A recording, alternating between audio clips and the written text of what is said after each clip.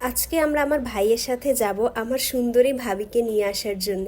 মানে আমরা আজকে বরযাত্রী যাব, আর গ্রামীণ পরিবেশে কিভাবে নিয়মকানুন মেনে বউ তুলে নিয়ে আসে সব কিছুই থাকবে আজকের ভিডিওতে। হ্যালো এভরিওয়ান, আই হোপ সবাই ভালো আছেন। আমি আল্লাহর রহমতে অনেক ভালো আছি। Welcome back to my another new blog. আজকে হচ্ছে আমার ভাইয়ের বিয়ে।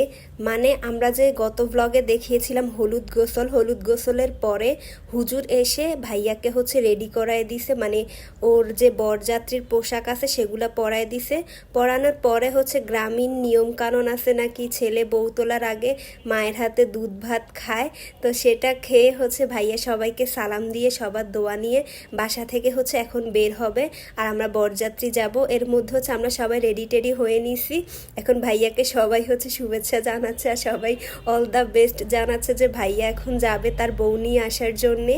তখন অলরেডি প্রায় 1টা কিংবা 1:30টার মতো বাজে। আমরা হচ্ছে বরযাত্রী যাব, আমাদের যে সাথে লোকজন আছে সবাই হচ্ছে আগেই চলে গেছে ট্রিপে।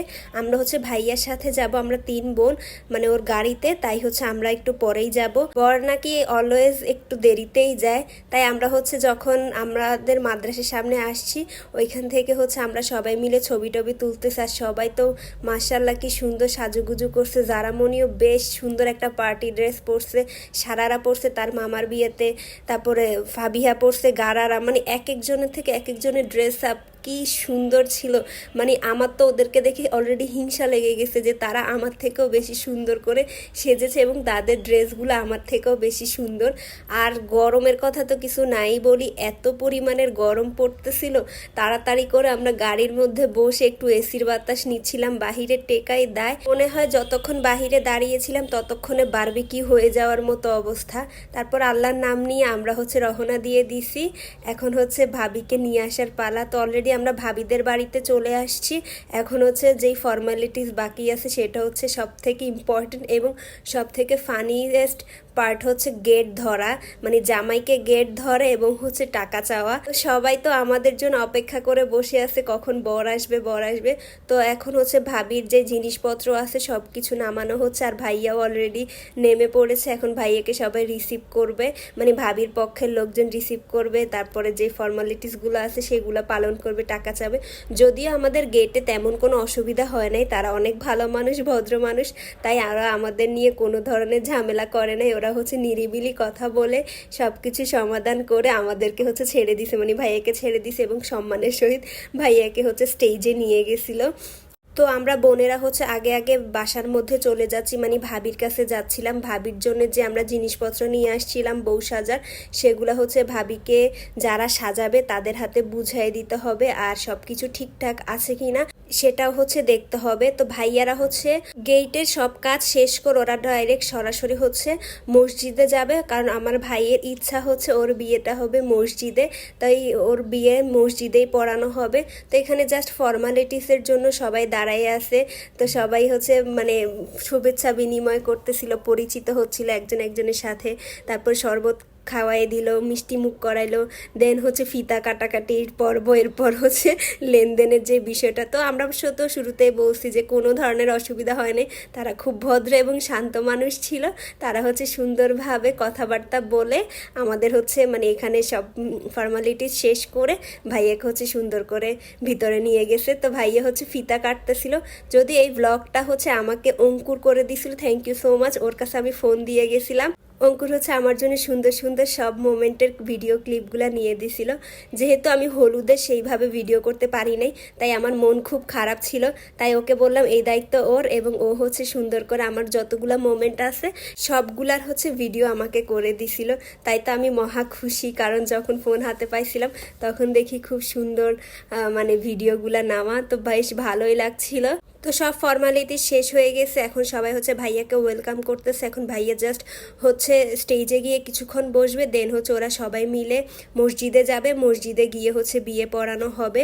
এর আগে হচ্ছে আমাদের যে বরযাত্রীর মানে লোকজন আছে আমাদের সাইডের, তাদেরকে হচ্ছে খাওয়ার দাওয়ার জন্য অলরেডি বসাই দিছিল। এখন হচ্ছে আমাদের তরফের মুরব্বীরা এবং হচ্ছে ভাবিদের তরফের মুরব্বীরা যারা আছে সবাই মিলে হচ্ছে মসজিদে গিয়েছিল, এবং মসজিদে গিয়ে ভাইয়ার এবং ভাবির যে বিয়েটা আছে সেটা পড়ানো হয়েছে। এটা আমার ভাইয়ের অনেক দিনের ইচ্ছা ছিল মসজিদে খেজুর ছিটিয়ে বিয়ে করা। তো এটা আমরা চাইছিলাম ফার্স্টে আক্তের দিন করা, কিন্তু সেটা পসিবল হয় নাই। তাই হচ্ছে আমরা বিয়ের দিন এটা কমপ্লিট করতেছিলাম। ভাইয়ার যে ড্রিমটা ছিল সেটা হচ্ছে ফুলফিল হয়ে গেছে আলহামদুলিল্লাহ। ভাইয়ার ইচ্ছা মতো হচ্ছে ভাইয়ার বিয়েটা হয়েছে। আর এদিকে তো বললাম যে আমাদের যে বরযাত্রী ছিল তাদেরকে সবাইকে অলরেডি খাওয়ার জন্য বসাই দিছিল। পুনাম আপুর দায়িত্ব পড়ছিল সে হচ্ছে সবাইকে সাগরানা মানে দিবে। সাগরানা মিন্স হচ্ছে এটা আমাদের দেশে একটা সম্মানই বলে, কেউ ছাগল দেয় না, জামাইয়ের সামনে ছাগল দেয়, তো ওরকম জামাইয়ের সামনে ছাগল দিলে জামাইয়ের আত্মীয় স্বজনদেরকে গোটা মুরগি দেয়। তো এটা আমাদের ভাষায় বলে সাগরানা, কিন্তু এটা শুদ্ধ ভাষায় কি বলে আমি জানি না। তো যেহেতু আমাদের সবার জন্য সাগরানার ব্যবস্থা করা ছিল, তো আপু হচ্ছে সবাইকে সাগরানা ভাগ করে করে দিচ্ছিল। তো ভাইয়াদের তো এদিকে বিয়েটা হয়ে গেছিল মসজিদে, কিন্তু যে সাইন বা কাবিনের একটা মানে নিকানামা থাকে সেটা হচ্ছে সাইন করার জন্য এখন কাজী চলে আসছে, এবং হচ্ছে ভাইয়াদের যে সাইনটা আছে সেই সাইনটা হচ্ছে করে দিবে। তো ভাবির সাইড থেকে ভাবিরটা অলরেডি করে নিয়ে আসা হয়েছিল, এখন হচ্ছে ভাইয়ার সাইড থেকে সাইনটা করাচ্ছে। আর কাজী সাহেব জিজ্ঞেস করতেছিল যে এইটার মানে সব নাম ঠিকানা সব কিছু ঠিকঠাক আছে কিনা। পরে দেখলো সব ঠিকঠাক আছে এবং ভাইয়া হচ্ছে তার কাবিনে ওর সাইনটা করে দিচ্ছিল। আর খুব সুন্দর একটা মোমেন্ট, তাই না বলেন? তো সব ছেলে কিংবা মেয়েদের জীবনে এটা হচ্ছে সব থেকে গুরুত্বপূর্ণ এবং মূল্যবান স্বাক্ষর। মোটামুটি বিয়ের সব ফর্মালিটিস কমপ্লিট হয়ে গেছিল, সবাইয়ের খাওয়া দাওয়া শেষ। এখন হচ্ছে আমরা খাবো, মানে আমরা হচ্ছে ফ্যামিলিরা ভাইয়ার সাথে বসছি, বোন জামাই আমরা বোনেরা সবাই মিলে বসছি, আর ভাবির সাইডের ভাবির বোন দুলা ভাই সবাই বসছিল। ওরা না, আমি এই জায়গায় নতুন দেখছিলাম মাছের সাগরানা।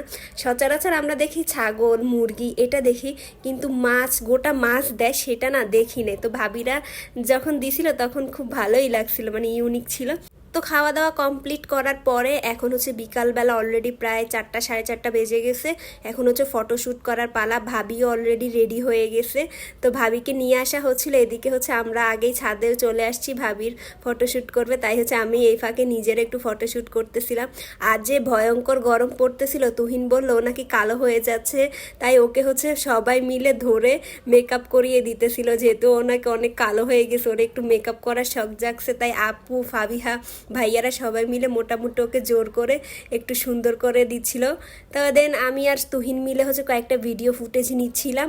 আর যে রোদ আর গরম ছিল তাতে চেহারার যে অবস্থা, রোদ হলে কি হবে, ফ্যাশন তো আর নষ্ট করা যাবে না। তো আমি তুহিনের সাথে বললাম যে আমাকে আরও কয়েকটা ভিডিও নিয়ে দে। আর এই সুন্দর ড্রেসটা হচ্ছে আমি হ্যাভেন ড্রিমস থেকে নিয়েছিলাম, মানে জনি ভাই আমাকে এটা গিফট করছিল। তো সেটার বাকি ফটোজও চলে আসবে, পরে আপনারা দেখবেন।